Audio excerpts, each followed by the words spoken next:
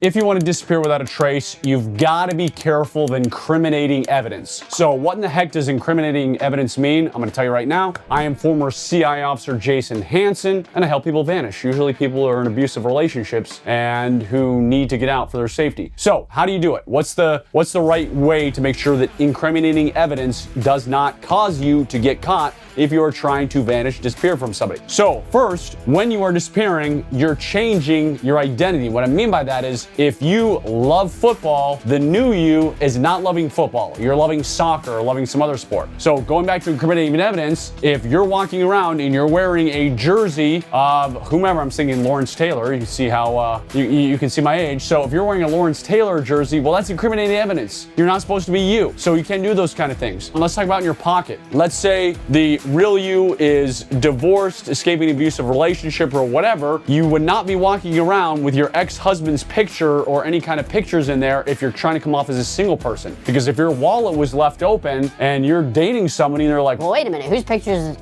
who's this woman here? Who's this man here? That's incriminating evidence. A single person who has never been married, your new cover identity, would not have that kind of stuff. What about going back to your apartment? I'm in an RV right now. I'm actually in my friend's RV. So if my friend was on the run, I would walk around this RV to make sure there was no incriminating evidence of the new life he's trying to create. Now, when we're doing this, I'm saying, is there any pictures? Is there any, I would say the filing cabinet, not the filing cabinet, the medicine cabinet. So if you are creating a new name, you can't have your medicine cabinet and your name is really Bill Smith, you can't have your medicine be Bill Smith. Because if you've invited a date over to your RV, good luck with that. If you've invited a date over to your apartment, and they open the medicine cabinet, it says Bill Smith, but you told them your name was John Doe. It's like, wait a minute, that doesn't add up. That's incriminating evidence. I have several concealed carry permits. I love guns. I always have a gun on me. I have a gun on me right now, a 6-hour P365. The other gun I like that is empty now, because we were using it earlier, is a Walther PDP. Good gun, great trigger. I have several concealed carry permits, as I just said. Well, if I'm creating a new identity and I've got to disappear without a trace, well, guess what? The new Jason has to pretend to be something he's not. So he would not like guns. So I couldn't carry, I'm trying to think what concealed carry permits I have right now. I have Utah,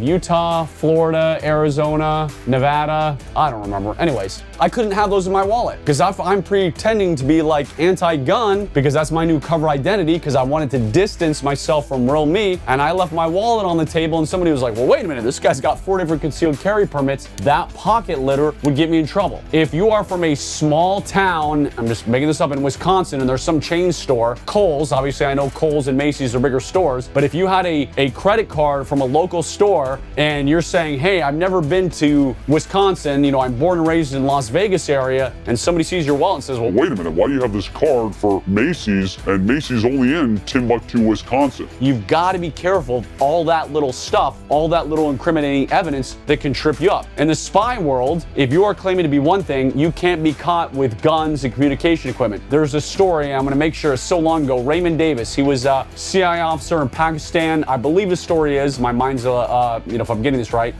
the story was 2 men tried to carjack him, he shot them, and then he ended up getting caught and arrested, and I think he had a Glock 19, 3 magazines, a satellite phone, all this equipment, and the government tried to claim like, oh, he's just an admin guy. Well, obviously, if you're getting caught with a Glock 19, 3 magazines, a satellite phone, other communication equipment, it's kind of hard to claim you're just an admin guy. So you've got to be careful of that incriminating evidence. What else do you need to worry about? Well, anything that is the old you. So if you said, hey, if the old you loves yoga, but the new you can't like yoga because you've got to be the exact opposite. So you can't have like a yoga mat in your apartment. You can't have yoga or Pilates DVDs or whatever, that kind of stuff, because that's all incriminating evidence. So long story short is, if you want to disappear without a trace, I can help you. Wait a minute, hold on. I literally wrote the book on it. This book is called Escape, and the subtitle, because I always mess it up and screw it up, is How to Disappear Without a Trace and Never Be Found Again. So if you truly want to know what it takes to disappear, how to make sure incriminating evidence doesn't catch up with you, if you want to know the 5 Ds of disappearing and the identity trails you have to be aware of, go to spyvanish.com. Get my book. It's awesome. It's written by me and other former CIA officers, but hopefully you're not running from an abusive spouse. But if you are, now you know some tips to keep you safer. I'm former CIA officer Jason Hanson. God bless you. I'm going to go to the shooting range now because that is awesome.